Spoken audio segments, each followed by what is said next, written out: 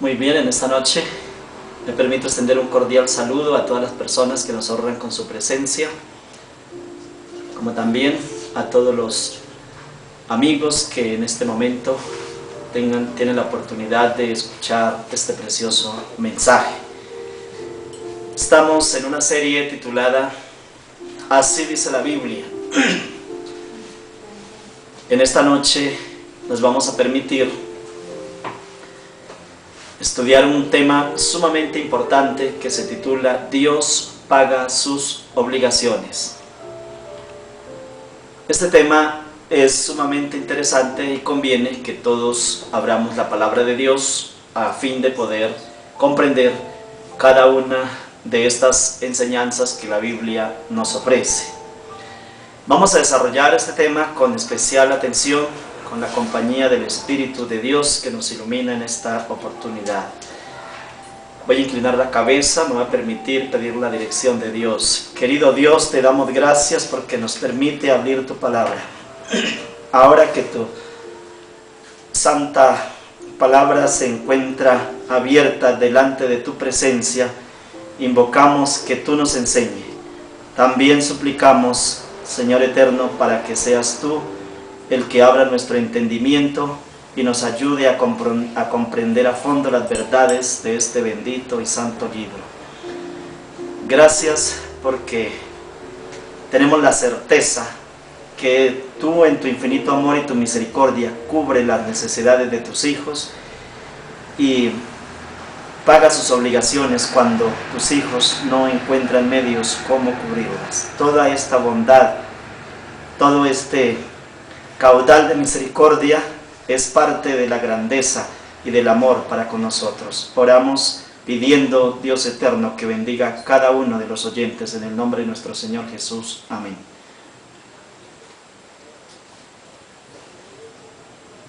Vamos a iniciar en el capítulo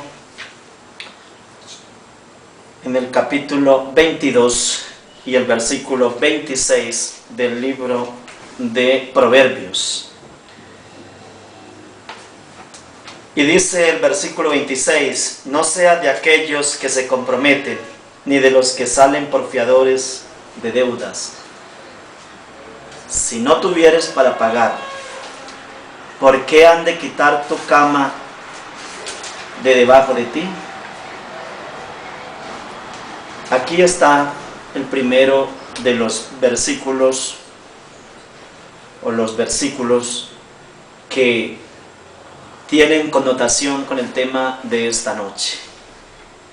Y dice la Biblia así: no seas de aquellos que se comprometen, no sea de aquellos que se comprometen, ni de los que salen por fiadores de deudas. Si no tuvieses para pagar, ¿por qué han de quitar la cama de debajo de ti? Parece que este versículo no es muy entendible en nuestros días, pero me voy a permitir explicar sobre este tema. La Biblia en sí prohíbe a sus hijos, o por lo menos los insta a que no incurramos en obligaciones, en deudas, en obligaciones que se conviertan en una dificultad para vivir. En el libro de los Proverbios, que es este que estamos leyendo, encontramos en este versículo donde se nos hace la advertencia: no seas de aquellos que se comprometen, ni de los que salen por fiadores de deudas, si no tuvieres para pagar, porque han de quitar tu cama, porque han de quitar tu cama de debajo de ti. Ahí está el interrogante: ¿por qué? Siempre en la Biblia encontramos instrucción para la vida en todos los temas, o casi en todos. Dios no ha querido dejar vacíos. Sabía plenamente que las deudas era una parte de dificultades para sus hijos. Por lo tanto, quiso iluminarnos.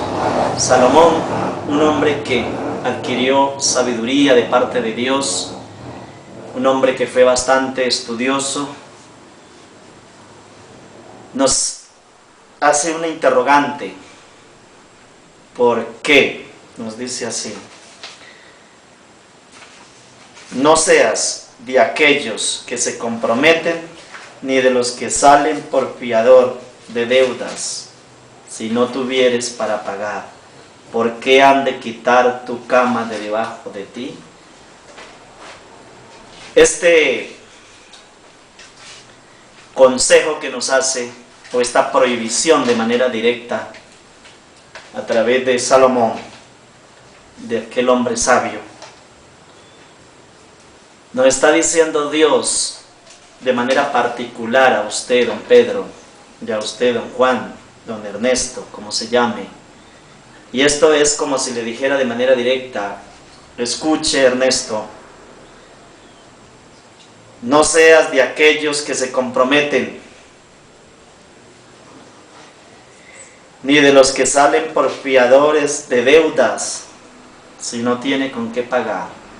O sea, escuche, Ernesto, no se meta usted en deudas, ni de manera directa, ni como deudor solidario. O sea, no adquiera deudas, ni como deudor directo, ni como solidario, si no tuvieres cómo pagar. Aquí hay una excepción, o hay una salvedad: si no tuvieres para pagar. Puede suceder que una persona con una solvencia económica bastante sólida pueda adquirir algunas obligaciones crediticias, o sea, endeudarse, porque su capital supera con creces el monto de la obligación. Pero en el evento en que esto no ocurra así, es una falta de responsabilidad y está entrando en enormes dificultades que más tarde le van a robar la felicidad. Entonces, aquí el consejo de Dios es que no adquiramos ninguna obligación crediticia si no disponemos de un capital suficiente que pueda respaldar con creces esa obligación. El sabio Salomón hace un interrogante: ¿por qué han de quitar tu cama de debajo de ti? O sea, ¿por qué se le tienen que llevar la cama donde usted duerme?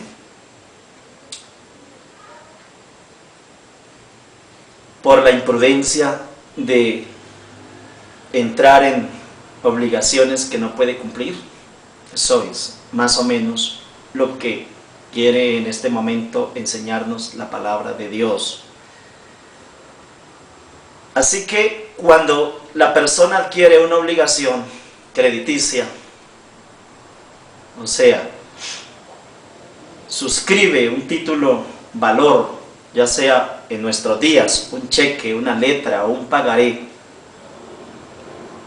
ya sea como deudor directo o como deudor solidario, o sea, como fiador, como dicen popularmente, en ese mismo momento usted adquiere una deuda de manera obligatoria, una deuda que lo obliga a tener que responder, ya sea porque usted tomó el dinero en sus manos o el bien, o ya sea porque otra persona lo tomó pero usted lo respaldó como garante de esa obligación. Si es garante de esa obligación, ya está obligado jurídicamente a responder por la misma. Entonces no puede llegar la persona después de decirle al juez que vaya a ejecutar el juicio: yo no me gasté ese dinero, el que lo gastó fue mi amigo Ramón, porque el juez no tiene absolutamente nada que ver con quién gastó el dinero, ni en qué gastó el dinero, ni qué hizo con el mismo, sino que usted tiene una obligación adquirida, una obligación que aceptó mediante la suscripción de un título, valor, llámese letra de cambio, llámese cheque, llámese pagaré, o porque en presencia de autoridad competente aceptó una obligación, y esa obligación y ese escrito o acta compromisoria o de aceptación presta mérito ejecutivo. Ya con esos documentos, cualquiera de ellos, el juez inmediatamente que se tiene una deuda respaldada por alguno de esos títulos, el juez libera una orden que se llama mandamiento de pago, y entonces ya viene lo siguiente, que es en el desarrollo del proceso, que termina con una sentencia persiguiendo los bienes que tenga el individuo que haya suscrito esa obligación. Como Dios conoce el principio y el fin, porque Él es omnipresente, omnisciente y omnipotente, entonces quiso advertir en todos los tiempos, nos ha querido ayudar en este asunto. Ya teniendo este esquema, ¿cómo es el asunto? Cuando la deuda se suscribe, el juez no tiene compasión absolutamente de nada, porque en derecho no se maneja la equidad ni se maneja con el corazón. El derecho se maneja con las normas jurídicas. Como se maneja con las normas jurídicas, la persona, así no tenga absolutamente nada más que su vivienda, si no tiene otra cosa para responder, entonces el juez ordena el embargo, secuestro y posterior remate del bien, y la casa paga la obligación, y la persona tiene que salir con sus hijos, con su esposa, a la calle a buscar algún medio de cómo subsistir, pero ya no puede vivir plenamente con sus goces naturales que tenía dentro de su vivienda, porque ha perdido su dominio, porque un juez de la República ya ha ordenado el remate de la misma, y alguna persona tuvo que comprarla para cubrir la obligación, o la obligación misma, el acreedor se ha quedado con ese bien. Es así de duro el asunto, y por eso Dios no ha querido que sus hijos queden en el vacío o en un limbo acerca de estos aspectos, y ha querido también darles mucha luz en esto. Por eso, apreciados hermanos, todos aquellos que buscan la palabra de Dios, tengan muy en cuenta esta enseñanza, porque este asunto es de mucha trascendencia en la vida de todos nosotros. Una obligación mal adquirida puede cambiar el rumbo definitivo para siempre de su vida y traer toda la ruina y la desgracia de ahí en adelante. O sea, el antes y el después, antes de haber suscrito la letra, el cheque o el pagaré, o el acta compromisoria ante autoridad competente que le reconociendo una obligación, y el después. El antes, cuando usted tenía el goce de sus bienes, y el después, cuando perdió todo el goce de los bienes. Esto es sumamente doloroso para una familia que se ha acostumbrado a vivir bien y después quedar en la desgracia. Bueno, hasta aquí el panorama es un poquito triste, oscuro y bastante pesado. Esa es una realidad. Pero vamos a seguir adelante porque Dios también ha hecho provisión en aquellos eventos de aquellas personas que a veces por algunas circunstancias de la vida han incurrido en obligaciones y que no se pueden pagar, y la misericordia de Dios también nos ofrece una buena oportunidad. Veamos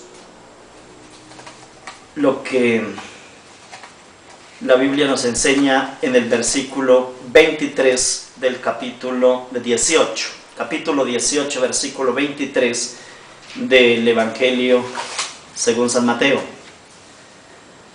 El Señor Jesucristo aquí nos ilustra, nos enseña cómo eran las cosas en su época con los deudores. En nuestros días, las obligaciones de préstamos solamente persiguen bienes.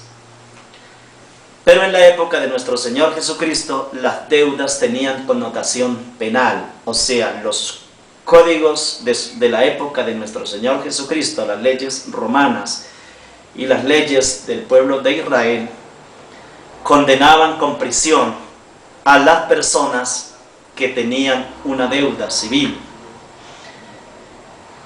Cosa que era sumamente complicado, porque no solamente que pagaba con sus bienes, sino también que tenía que ir a una cárcel para pagar sus deudas económicas.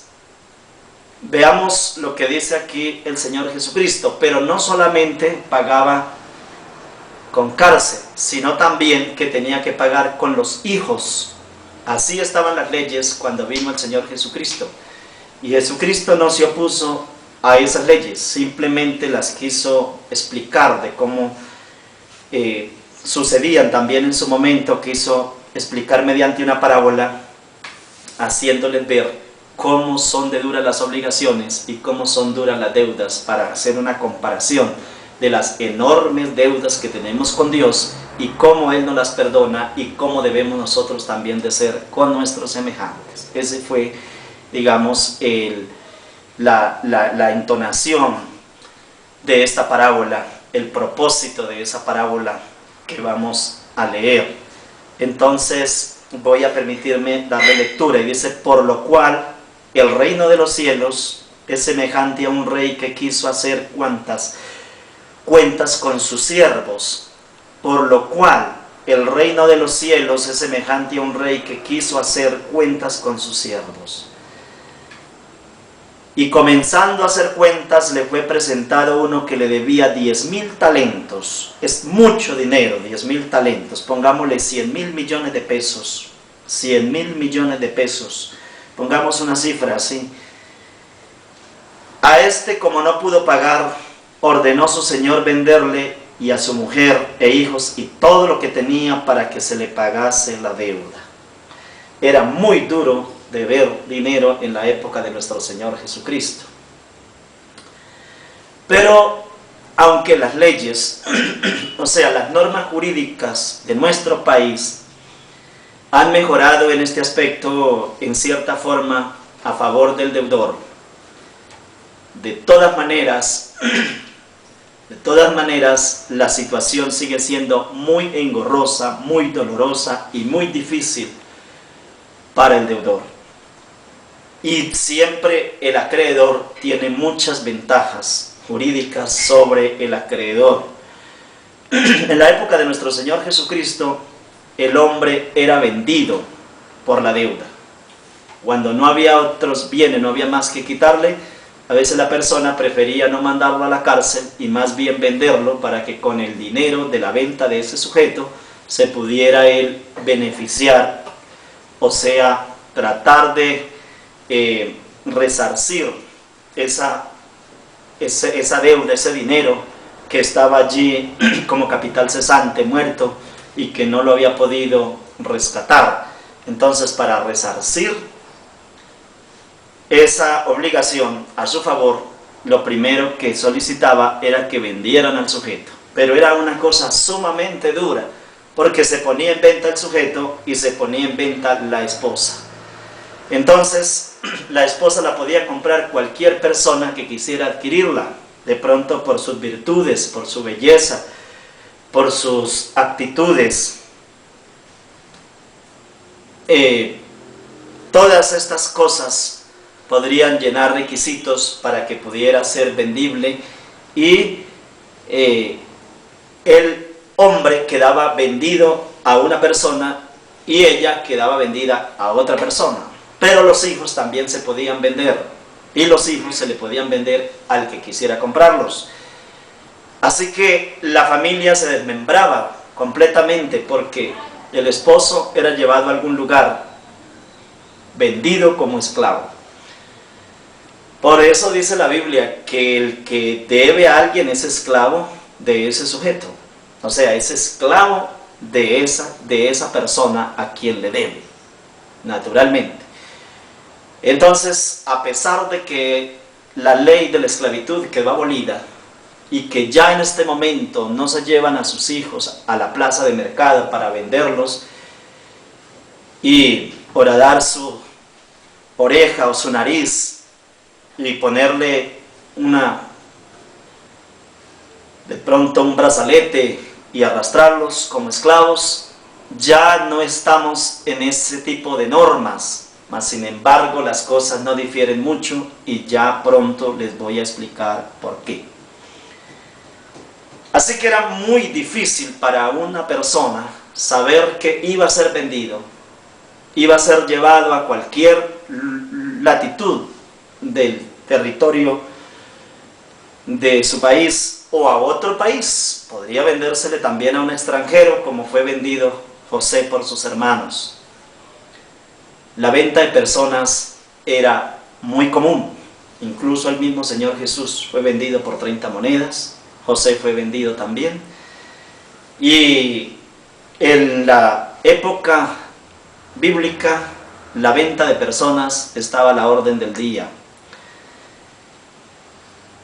Qué castigo tan enorme, que yo creo que puede superar el dolor de la muerte, el tener que ver que su niño, su recién nacido, el infante, el que hasta ahora tiene 1 mes o 2 meses de nacido y que con su sonrisa le trae tanta alegría al hogar, tiene que ser vendido y llevado a cualquier hogar para cubrir la obligación.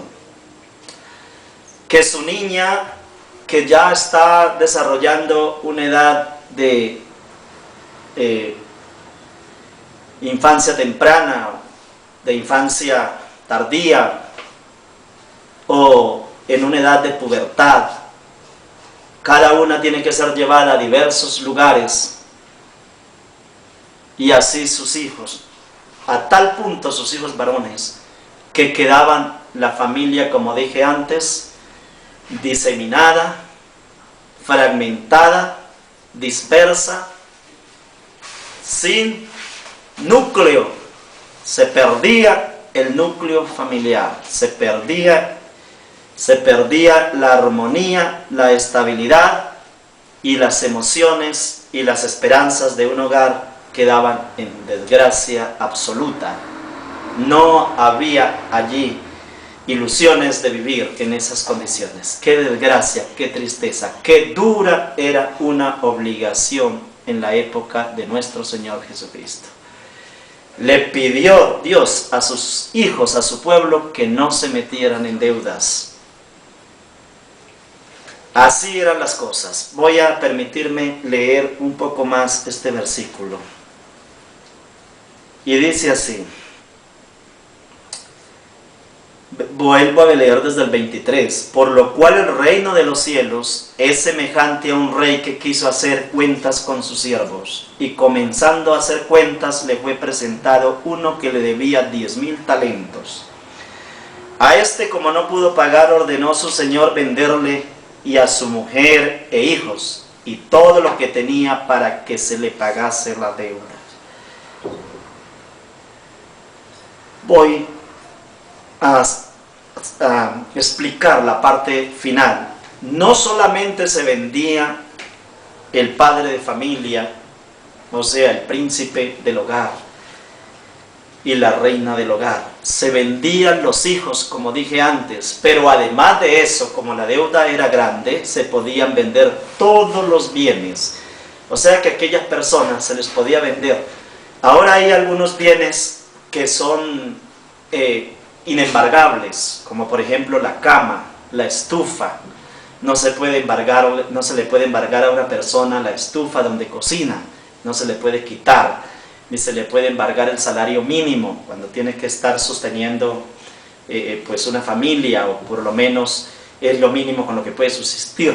Se puede embargar lo que sigue del salario mínimo, con excepción de alimentos y otras obligaciones que son demasiado rigurosas, pero no por cualquier obligación se le puede ahorita embargar el salario mínimo. Entonces, también la persona en esa época se le despojaba de todo, absolutamente de todo, incluso de la cama, como dice allí. No existían estos derechos que tratan de proteger al individuo, o sea, la integridad, la dignidad de la persona, los derechos que tenemos nosotros ahora como derechos fundamentales y otros, nos ha permitido que se respeten ciertos bienes y que no sean embargados para la subsistencia, como también se pueden proteger la vivienda mediante la afectación a patrimonio familiar o a vivienda familiar, teniendo en cuenta que solamente el patrimonio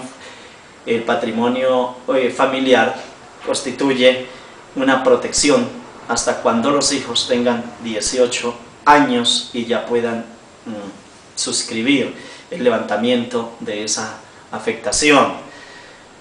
Esos sistemas que tenemos ahora no existían en esa época y se podían embargar todos los bienes, pero no era un embargo con las normas jurídicas de ahora. Las cosas eran con atropello, con abuso.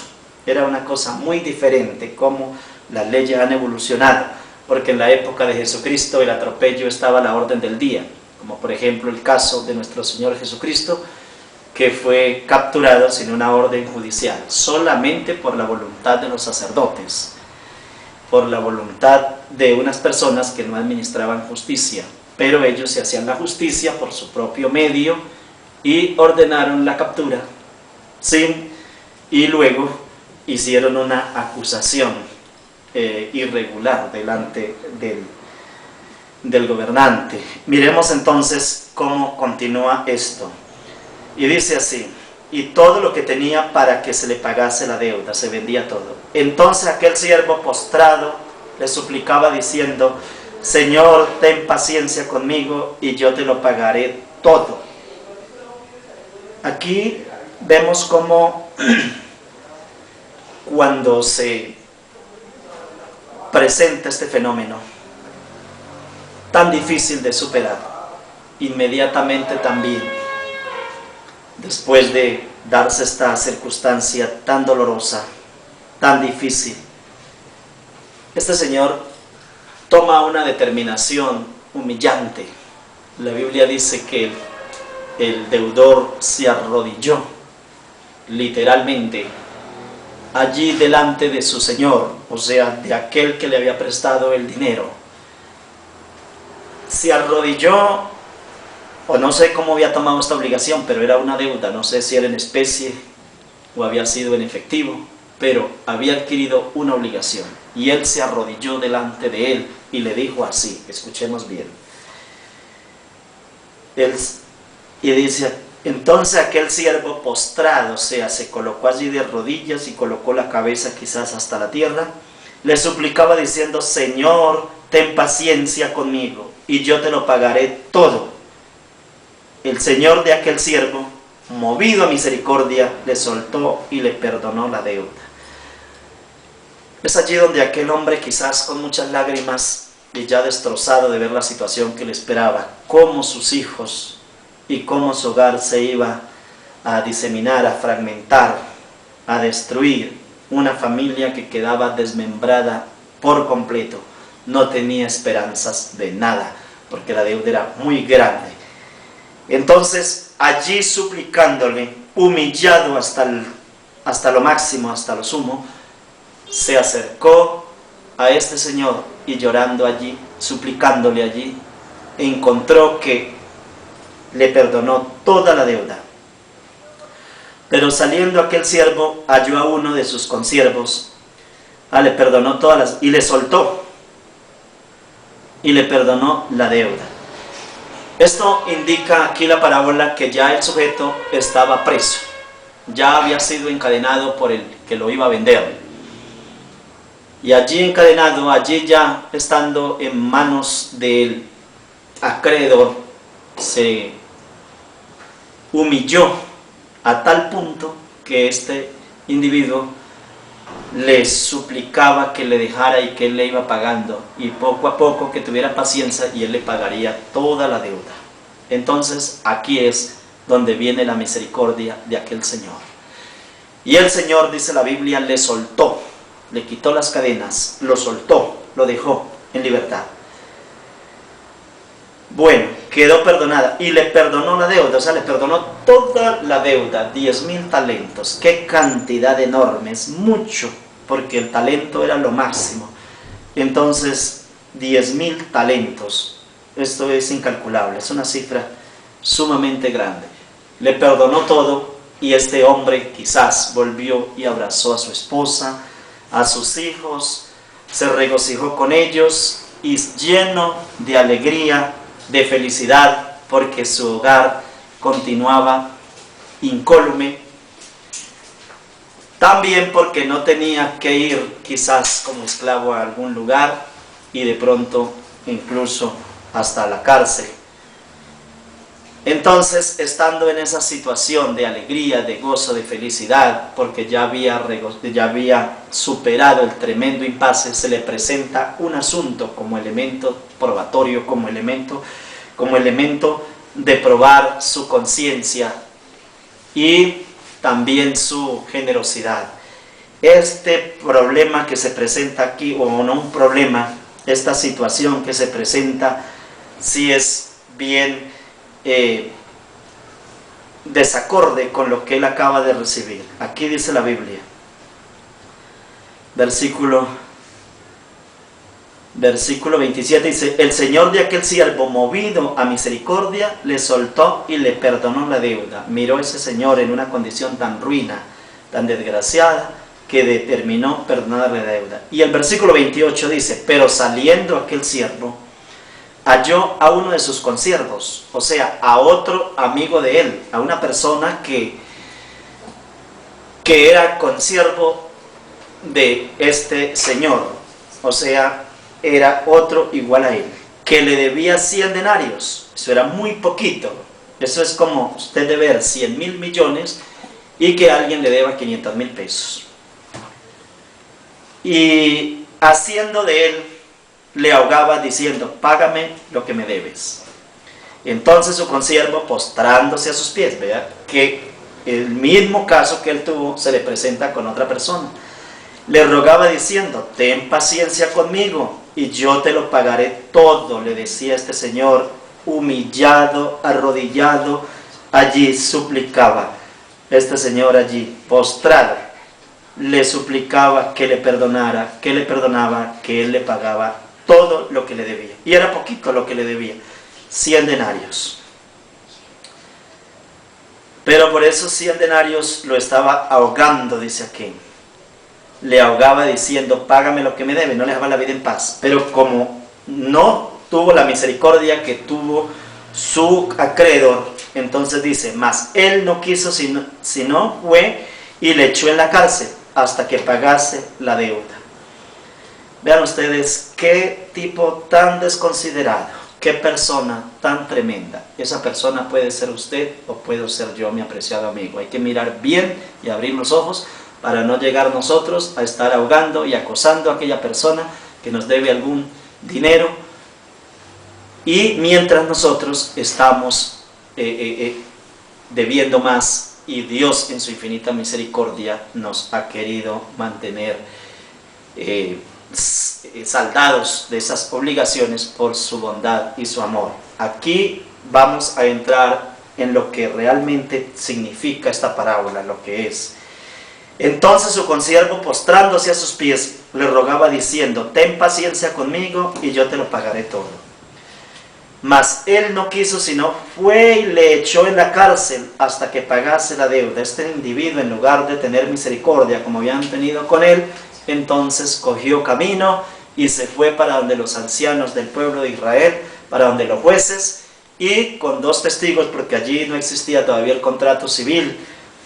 El pueblo de Israel, generalmente aquellas personas hacían los negocios a través de 2 testigos o 3 testigos, y la palabra, generalmente ese era el contrato. A veces hacían unos pactos y colocaban un mojón, o sea, un monumento, unas piedras o algo que trajera memoria, pero ellos eso lo tenían, eso era una norma jurídica, eso era ley para las partes. O sea, el acuerdo que tomaban esas personas que le prestaba el dinero o le quedaba debiendo algún dinero por la compra de algunos animales o de algún terreno, allí cuando se pactaba ese negocio, aunque no se suscribiese un documento, o sea, no existiera el contrato de promesa de compraventa o el contrato directo de compraventa, de todas maneras ese pacto, ese compromiso constituía ley para las partes y era una norma jurídica.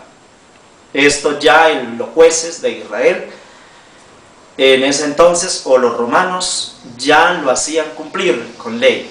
Ya los soldados, cuando llegaban los testigos y acusaban a la persona de que sí era deudor, ya llegaban y se llevaban a la persona detenida y se iba para la cárcel. Así que este señor no tuvo compasión, sino que se fue y lo acusó y se lo llevaron para la cárcel. Vean ustedes, vamos en el versículo 30. Mas él no quiso, sino fue y le echó en la cárcel hasta que pagase la deuda. Pero se viene aquí un problema gravísimo, gravísimo para aquel individuo que mandó al otro a la cárcel, aunque allí en la cárcel no se suplía de nada, solamente le estaba cobrando una venganza, porque ya esto era hacerle un cobro de manera vengativa, de manera inhumana, de manera insensible. Pues si no tenía cómo pagarle, lo normal era, bueno, pues si no tiene cómo pagarme, pues no me pague. Pero ¿cómo lo va a mandar a la cárcel sabiendo que iba a dejar una familia destruida y que a él también lo iba a dañar la cárcel? Entonces ese no era el buen camino.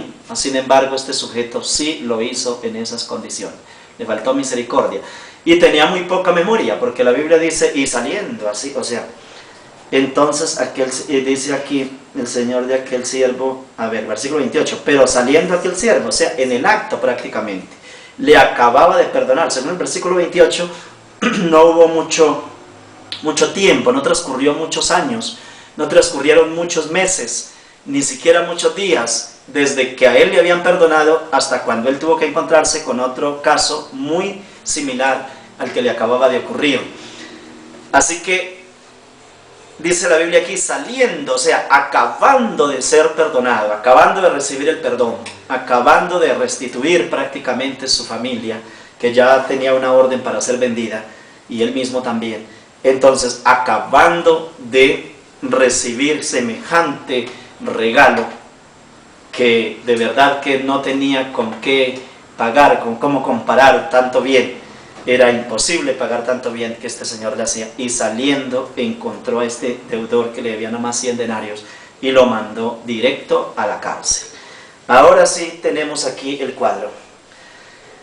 Allí los amigos de él, otras personas que también conocían al pobre, que llorando le suplicaba que le perdonara y este no le perdonó, se llenaron de disgusto. Aquí entraron emociones. Vieron que él había sido perdonado, pero que éste no le había perdonado. Inmediatamente los amigos, los consiervos o los conciudadanos de él, que conocieron este episodio, este hecho, se fueron inmediatamente y le comunicaron a este señor grande y poderoso, a este rico archimillonario, porque para que le debiera 10.000 talentos era una persona sumamente poderosa económicamente. Y llamaron a ese gran señor y le dijeron: mire lo que acaba de suceder. ¿Recuerda al señor fulano de tal que usted le perdonó 10.000 talentos? Una obligación de 10.000 talentos. Pues cuando él salía aquí de su casa, inmediatamente se encontró con otro sujeto que le debía 100 denarios. Y en lugar de perdonarle, después de que le suplicó que le perdonara porque no tenía medios económicos para poder cubrir esa obligación, entonces salió directo hacia los jueces y allí lo acusó con los testigos y allí lo mandó, fue para la cárcel. ¿Cómo así es el asunto? Esto está muy grave. ¿Qué pasa con este señor? Pues que inmediatamente se llena de disgusto, se llenó de ira contra este individuo, de verlo cómo era de inexorable. Después de que él había estado exhausto en unas tremendas obligaciones, cómo iba a llegar a ese estado. Entonces, llamándole su señor, el versículo 32, estoy leyendo. Entonces, llamándole su señor, el hombre rico, le dijo: siervo malvado. Vea usted que aquí ya le hace un señalamiento directo, le imputa un calificativo como un siervo malvado, o sea, era un tipo de mala fe. Toda aquella deuda te perdoné, porque me rogaste. ¿No debías tú también tener misericordia de tu consiervo, como yo tuve misericordia de ti? Vea usted este interrogante que le hace: ¿no debías tú también tener misericordia de tu consiervo, como yo tuve misericordia de ti? Este tipo no le quedaron palabras. Aquí la Biblia no menciona que este hombre tuvo palabra. Este tipo enmudeció. El versículo 34 ya toma aquí este hombre una determinación bastante fuerte. Entonces su señor, enojado, dice el versículo 34, le entregó a los verdugos hasta que pagase todo lo que debía. Como vio que él no tuvo compasión, entonces lo entregó a los verdugos. Los verdugos eran unos individuos que tomaban a las personas y los latigaban, 40 latigazos. Muy pocas personas podían sobrevivir de los 40 latigazos. La mayoría morían. Por eso, en algún momento se reunieron los dirigentes de Israel al ver que la mayoría morían por los latigazos y dijeron que era mejor darle unos 39 o 38 latigazos y no llegar a los 40, porque muchos no los resistían y se morían, porque los latigazos eran muy fuertes. El apóstol San Pablo le tocó en algunas oportunidades recibir los latigazos, pero no fue porque era un acreedor de alguien, era porque seguía a nuestro Señor Jesucristo, y por eso él dijo: yo sí tengo las estigmas, o sea, las marcas. Yo sí tengo las marcas de Jesucristo, o sea, llevaba las estigmas porque había sufrido los latigazos que había recibido. Se lo entregó a los verdugos para que le dieran látigo y luego lo mandaran a la cárcel, y de allí no salía hasta que, como dijo el Señor Jesucristo, hasta que pagara el último cuadrante. Entonces, el versículo 35, el Señor Jesucristo aquí da la explicación o el desenlace de esta parábola. Así también mi Padre Celestial hará con vosotros, si no perdonáis de todo corazón cada uno a su hermano sus ofensas. Así también mi Padre Celestial hará con vosotros, si no perdonáis de todo corazón cada uno a su hermano sus ofensas. Así está establecido en la palabra de Dios. Esta parábola es de mucha importancia. Bien, aquí el Señor Jesucristo está haciendo dos cosas. Una, nos está dando a conocer cómo era que se pagaban las deudas en esa época, porque la parábola está exactamente ligada a cómo eran los hechos, para que las personas que escuchaban se dieran cuenta exactamente. Él está haciendo referencia o ha querido señalarnos o enseñarnos con esta hermosa parábola cómo Dios nos perdona a nosotros la magnitud de pecados que nos tienen condenados a destruirnos a nosotros, a nuestros hijos, y desmembrar por completa nuestra existencia, pero que Dios en su infinita misericordia nos perdona. y nosotros hemos ofendido a Dios terriblemente con la desobediencia. Pero a nosotros alguien nos hace un mal y queremos entonces destruirlo, acabarlo y llevarlo hasta los confines con todo lo que podamos, o todo lo que esté a nuestro alcance, inclusive conseguir a otras personas que se unan a nosotros para alcanzar mayores fuerzas y hacer una destrucción más rigurosa contra el sujeto que nos ha ofendido. Dios no quiere eso, mi apreciado hermano, mi apreciado amigo. Pero el tema en esta noche es efectivamente sobre la deuda, sobre las obligaciones, y no me voy a salir del mismo, así que solamente quise hacer ese tipo de referencia. Bien, hemos ido aquí indicando cómo es desgraciada la vida cuando se entra en obligaciones difíciles de poder cubrir, sobre todo cuando no se tiene los elementos que se puedan convertir en efectivo y poder pagar. O sea, esto es que no hayan activos fijos para convertirlos en activos corrientes, o que no existan activos corrientes tampoco para poderlos entregar a aquel que se le debe. Es allí cuando la persona pierde todo lo que se llama liquidez y queda ilíquido por completo, porque se le terminan los activos corrientes, los activos fijos, y no tiene cómo cubrir la obligación ni quien pueda ayudarle. En esos casos la desgracia es eminente, y es por eso que Dios le advierte a usted, a mí y a todos los que estamos en este bendito y santo camino, para que no incurramos en este tipo de comportamientos de adquirir deudas, obligaciones innecesarias, o aunque sean necesarias en su momento, pero que no haya cómo responder por ellas. Vamos ahora al capítulo 4 de Segunda de Reyes, y vamos a mirar aquí cómo Dios, en su infinito y santo amor, pagó la obligación de una mujer que estaba en esas condiciones como las que habló nuestro Señor Jesucristo en la parábola. Y el mismo Dios del cielo, el Dios que usted en este momento ama, adora y sigue y le sirve, y el mismo Dios que estamos predicando en este momento, ese Dios bendito, santo, justo y bueno, pagó la deuda de una persona. Esto para darle a usted una luz de esperanza, para que nosotros nos podamos nutrir de estos hermosos consejos, de estas hermosas enseñanzas, de la manera maravillosa como Dios se hizo presente ante una deuda y la pagó Él mismo con su propia mano. Veamos que esto parece una locura, lo que estoy predicando, pero es una verdad auténtica, registrada en la palabra de Dios, está en estos registros bíblicos, para que usted y yo podamos agarrarnos, prendernos de esta bendita y santa verdad, que no es una promesa, es un hecho real.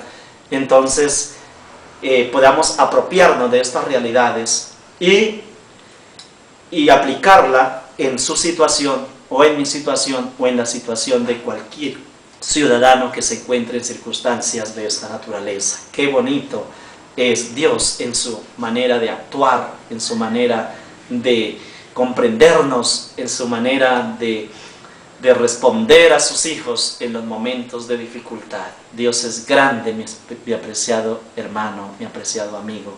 Vamos a leer aquí.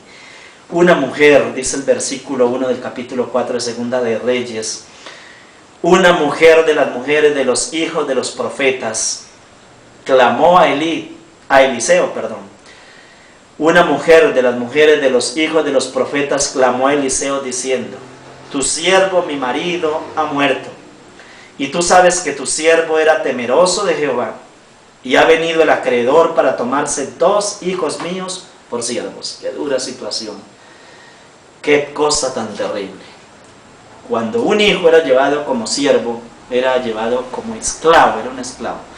Al ser llevado como siervo, allí no tenía salario, esa persona no tenía ningún derecho absolutamente de nada, los derechos civiles todos quedaban extintos. Esa persona no tenía derecho a protestar nada, es decir, no podía decir respecto a cómo debía ser su alimentación, qué ropa tenía que vestir, qué día tenía que descansar. cuánto iba a ser su salario. Todos esos derechos quedaban extintos. Era una persona sometida a cualquier régimen. El castigo que recibía eran latigazos y la persona podía ser marcada como una bestia para que su señor supiese quién era el dueño, para poderse distinguir, para poderlo ubicar, para poderlo controlar también. Eso era le podía colocar cadenas, incluso lo podía matar y no tenía castigo. Esa era una desgracia. Si era una mujer, podía allegarse a ella, todas las cosas que quisiera hacer con ella las podía hacer, porque el esclavo no tenía ley, es decir, para el esclavo no había protección. El esclavo estaba desprovisto de leyes que lo asistieran. Las leyes para los esclavos estaban sumamente limitadas. Solamente habían algunas que buscaban la manera de que en el año séptimo, cuando la tierra tenía descanso, porque había un año sabático todo el año, entonces en esa época podrían también salir el esclavo, y podía también restituir a su mujer si había conseguido mujer, pero esto solamente si el patrón convenía, o si no, allí tenía que dejarla o seguir ahí como esclavo para poder tener a su mujer. Eran muy duras las leyes. Esa señora había sido una persona muy bien orientada, era la esposa de un profeta, pero el profeta ya había muerto. Como el profeta murió, las mujeres en la época bíblica no tenían tampoco ninguna significancia de tipo jurídico, estaban muertas, anuladas, porque las leyes de Israel no favorecían para nada a las mujeres. Ellas perdían sus derechos. Sus derechos estaban representados primero en los padres, segundo el marido, a quien los padres la dieran por esposa. Pero una vez que él moría, la mujer no quedaba como hoy, que queda con los gananciales de la sociedad y se liquida la sociedad conyugal, y entonces el 50% de los bienes adquiridos, de todo lo que es la masa sucesoria, entonces de esos bienes adquiridos entran a ser patrimonio único de la señora, de la esposa. En esa liquidación se le denominan a esos bienes los gananciales.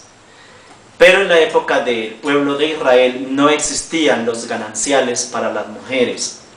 O sea, hoy existen los gananciales para el hombre o la mujer porque están en los mismos derechos, pueden adquirir en las mismas condiciones también, pueden comprar, vender las mujeres, pero las mujeres no podían vender, no podían comprar, no podían tampoco reclamar los gananciales, porque no existían, para ellas no existían.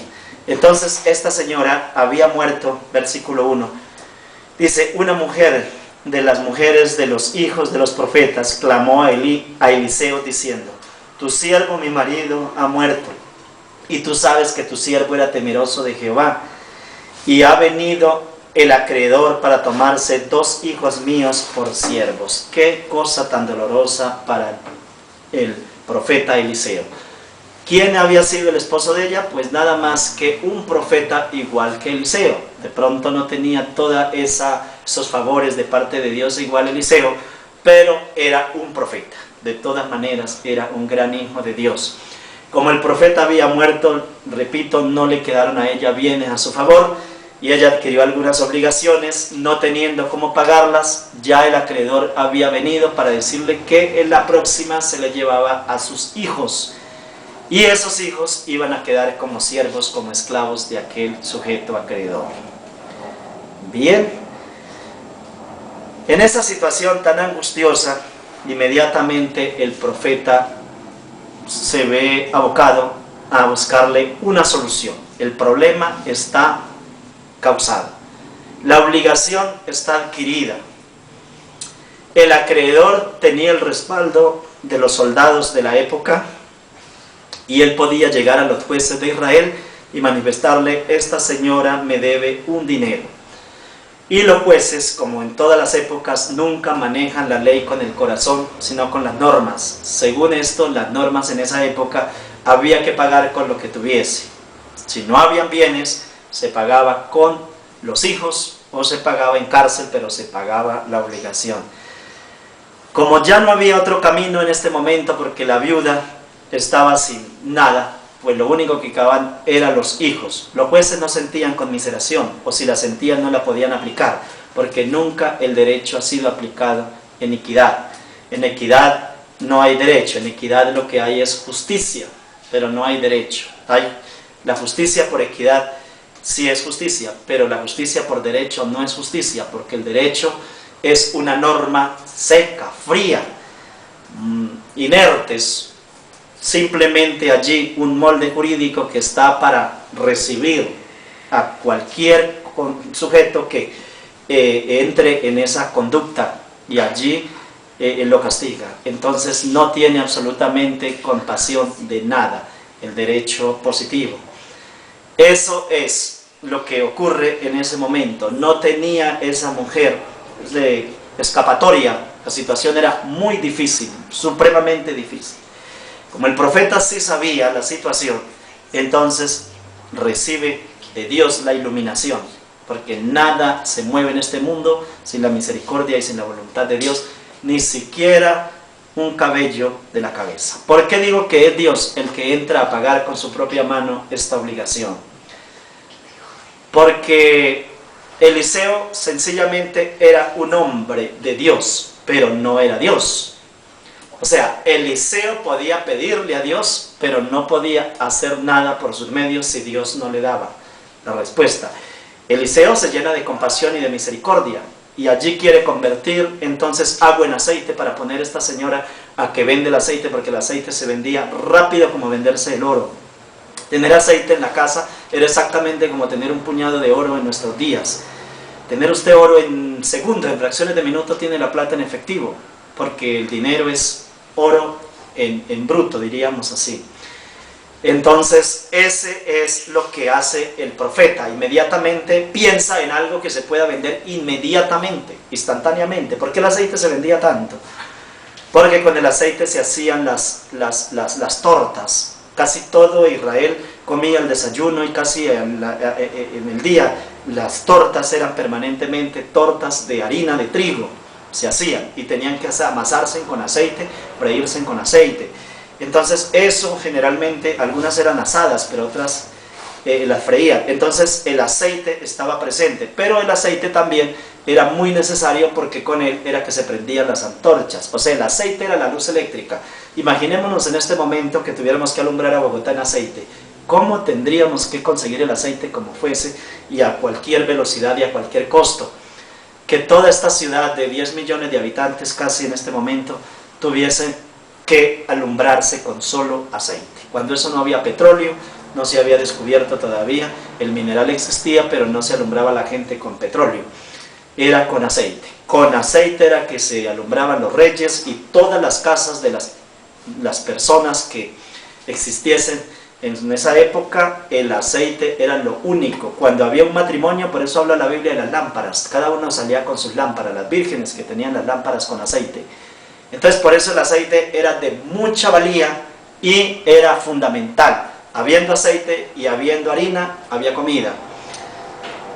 Pero la harina era mucho más fácil de conseguir, el aceite era más valioso. Entonces es allí cuando el profeta recurre, como en estos momentos, decir nosotros, pues convirtamos algo en oro, ya en el acto. Porque teniendo oro, inmediatamente puede convertirlo en efectivo. Y es así como dice el profeta. Voy a leer y ustedes conmigo en el versículo 2. Eliseo le dijo: ¿qué te haré yo? Declárame qué tiene en casa. Y ella dijo: tu sierva ninguna cosa tiene en casa sino una vasija de aceite. O sea, el profeta le dije: ¿qué quiere que haga yo? O sea, deme una idea, ¿qué puedo yo hacer? ¿Qué tengo? ¿Qué puedo? ¿Ah? Porque tiene a sus hijos que ya se los van a llevar, pero yo ¿qué hago? ¿Cómo le resuelvo su problema? ¿Qué tiene en la casa? Dijo: tengo una vasija de aceite. Él sabía que el aceite era lo más valioso, como dije antes, y fácil de convertir en dinero. Y él le dijo: ve y pide para ti vasijas prestadas de todos tus vecinos, vasijas vacías, no pocas. Resulta que la palabra del profeta no era en sí del profeta, era el mismo Dios el que hablaba por el medio del profeta, porque Dios lo iluminaba y Dios hacía el milagro. Entra luego y enciérrate tú y tus hijos, y echa en todas las vasijas, y en cuanto una esté llena, ponla aparte. Y se fue la mujer, y cerró la puerta, y encerrándose ella y sus hijos, y ellos le traían las vasijas, y ella echaba del aceite. Cuando las vasijas estuvieron llenas, dijo a un hijo suyo: tráeme aún otras vasijas. Y él dijo: no hay más vasijas. Entonces cesó el aceite. ¿Qué es lo que hace el profeta aquí? Multiplicar. No necesita, como en otras oportunidades, convertir el agua en aceite. La señora tenía un mínimo de aceite en una vasija. Y él manda traer muchas vasijas, o sea, las de toda la vecindad, que traigan las vasijas de todos los amigos, de todas las partes circunvecinas. Esto es cántaros, óderes, bueno, lo que tuviese, lo que encontrara, vasijas de cuero, vasijas de barro, todo lo que hubiese a su alrededor que estuviera vacío. Y entonces échale un poquito de aceite. Enseguida se llenaba esa tinaja de aceite. Y eche otro poquito allí y todos se fueron llenando. Inmediatamente empezó a multiplicarse y todas las vasijas se llenaron. Y el profeta dijo: ¿quedan más vasijas? Dijo: no queda en la vecindad, no hay más, se acabó, no hay más. Como ya no había más, cesó el aceite. Así es como el milagro se produce allí. ¿Quién era el que multiplicaba el aceite? Pregunto en este momento. La gente podría decir: pues el profeta. Pues mi querido amigo, para que no se equivoque, no era el profeta, porque el profeta no tenía esa capacidad. El aceite lo multiplicaba Dios para que la señora pagara la obligación. Así como a Lázaro lo resucitó fue Dios, y así como el apóstol San Pablo resucitó también a una persona que se cayó de un tercer piso cuando él estaba predicando, en esas mismas condiciones es el mismo Dios que multiplicó los panes en la época de Jesús, es el mismo Dios el que multiplicó el aceite. Entonces, ¿qué ocurre cuando el aceite queda multiplicado? Sigamos la lectura. Cuando las vasijas estuvieron llenas, dijo a un hijo suyo: tráeme aún otras vasijas. Y él dijo: no hay más vasijas. Entonces cesó el aceite. Vino ella luego y lo contó al varón de Dios, o sea, le dijo al profeta, el cual dijo: ve y vende el aceite y paga a tus acreedores, y tú y tus hijos vivid de lo que quede. Esta fue la maravilla grande que ocurre, porque ya la señora tenía allí la solución de su problema, o sea, su necesidad quedó saldada, quedó completamente excluida de obligaciones, de deudas, y pudo vivir bien con sus hijos. Este es uno de los milagros grandes que encontramos sobre las deudas y cómo Dios las cubre. Entonces, mi apreciado amigo, yo quiero traer este caso directamente a su problema y al de todos los que estemos en este momento o estamos aquí, y cualquier persona en el mundo que escuche este mensaje. Mire usted el camino práctico para poder llegar a la solución. No se desenfrene en el susto y vaya a desencadenar usted entonces en el suicidio, porque miles y miles de personas, incontables son las cifras, que se han suicidado por causa de las deudas. Son muchas las personas. Y otros los han afectado tanto las deudas, es en un porcentaje tan elevado que me es imposible en este momento decir el porcentaje, pero es demasiado las personas que han sido afectadas por las deudas que les han dejado en la ruina, les han llevado todas las cosas, otros al sepulcro, como dije antes. Si usted está en este momento en sobresaltos, si usted está en este momento a punto de suicidarse por alguna deuda, por alguna obligación adquirida y con imposibilidad de cubrir esa obligación, yo lo invito a que usted aterrice y en este mismo momento usted haga lo que hizo la viuda. Le contó el problema a Eliseo, pero es que Eliseo representaba en ese momento la misma obra de Dios, porque Eliseo era un profeta de Dios que podía hacer maravillas en el nombre de Dios, porque Dios lo respaldaba. Entonces, ya usted no necesita la mediación de Eliseo, porque Eliseo se murió, pero quedó aquí el mediador entre Dios y los hombres, que es nuestro Señor Jesucristo. Y el Señor Jesucristo pagó sus enfermedades, pagó con su muerte también el precio de sus pecados y pagó también el precio de sus deudas, mi estimado amigo. Entonces nuestro Señor Jesucristo, si usted le pide de corazón y se arrepiente y le hace una promesa, ¿verdad?, que no vuelve a incurrir en obligaciones difíciles que no pueda usted cumplir oportunamente, si usted de corazón se arrepiente y busca a nuestro Señor Jesucristo como su Salvador y le trae el problema como se lo trajo la viuda a Eliseo y le contó: mire Señor, yo ya estoy en este problema, me quedan pocos minutos o pocos días, ya mis hijos se los van a llevar, el acreedor ya vino a llevarse a mis hijos, entonces esto es muy grave.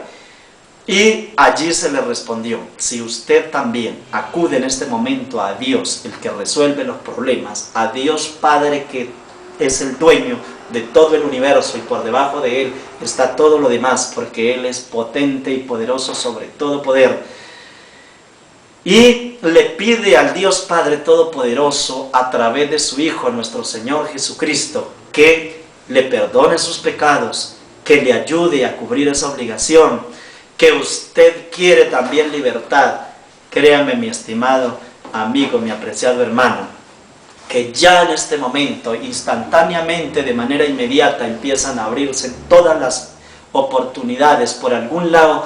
Dios le encuentra la solución, porque para Dios nada hay difícil. Entonces se empiezan a llenar las tinajas de aceite, pero esto en lenguaje figurado para usted, y empiezan a resultar algunos negocios. Algo le puede suceder, algún amigo por algún lado le puede decir: mire señor o señora, estoy vendiendo esta casa y necesito que me ayude, y de pronto, y yo le doy una enorme comisión o una tremenda comisión, o se la dejo en 30 millones para que usted la venda en 40, en 50, en 60, como pueda, realmente yo lo que necesito, por algún lado, y a usted se le aparecen y se le presentan y se le aparejan las cosas, y resultó pagando su deuda y libre, porque Dios sí cumple y Dios está muy determinado a ayudar a la persona en los momentos más difíciles. Entre más angustia y más debilidad usted presente, mayor es la respuesta de Dios, y más urgente y más rápida, porque Dios se gloria en la debilidad manifiesta de los seres humanos. Cuando la persona está en debilidad absoluta, cuando ya llega a aquellos límites que dice: yo no doy más, no puedo más, aquí me quedé sin recursos, ahí es donde a Dios le encanta actuar, porque allí es donde toda la honra y toda la gloria la adquiere Dios, porque usted se ha dado cuenta que no fue con recursos humanos, materiales, que hubo un milagro que se presentó allí, y entonces así, con el agradecimiento que María Magdalena manifestó a Jesús por tan enorme perdón, así también la persona, cuando encuentra estas maravillas, se regocija y le entrega a Dios la máxima honra, la máxima gloria, comprendiendo que todo fue de su mano. Entonces eso es para la honra y la gloria de Dios. Su obligación, mi estimado amigo, puede que sea muy grande, pero para Dios es muy simple, y lo único que usted va a encontrar es que allí, a través de ese medio, puede honrar y glorificarse Dios. Puede honrarse y glorificarse Dios